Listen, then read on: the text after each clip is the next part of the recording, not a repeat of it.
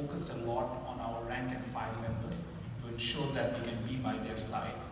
As the workforce changes and as a knowledge economy, we have got a lot more professionals, managers, and executives who are part of the workforce. Very clearly, this is not. It is not sufficient. It is important, but not sufficient.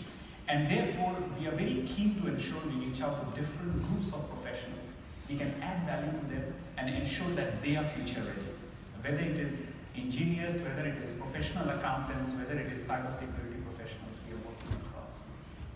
And HR, therefore, is a critical profession as well. So looking at HR professionals as professionals, we have been making effort for many years to ensure that we can add value to them. Whether it is connecting them to different technology, evolving technology areas, whether it is handling a multi-generational workforce, whether it is understanding the changing nature of business and ensuring they're going to step up to the expectation of the CEO, we have been working in a range of those areas. And that's the new HR Leaders platform that we have created. And we do quarterly breakfast sessions on these. Sometimes we put CEOs and CHROs together in a room. If the two of them are very candid, sometimes it's not a very comfortable conversation, but we still do that.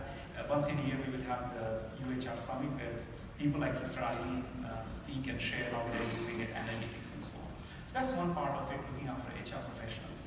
But the second and the more critical part of it is how do we work together as the economy transforms, like Russell shared with the CFE roadmap, that our workforce is not left behind and that it is part of that transformation journey. The reality is, despite all the concerns, that our unemployment rate is only about 3% even today for residents. 97% of us are still in jobs.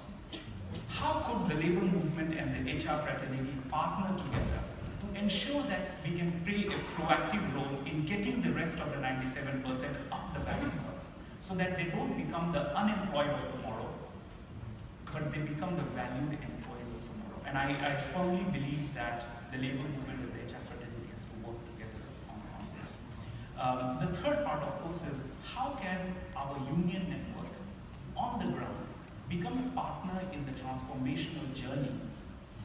So I'll give you the example. Singtel is a great example. I know that the union, which is UTES and Singtel, Sister Eileen, work very closely together.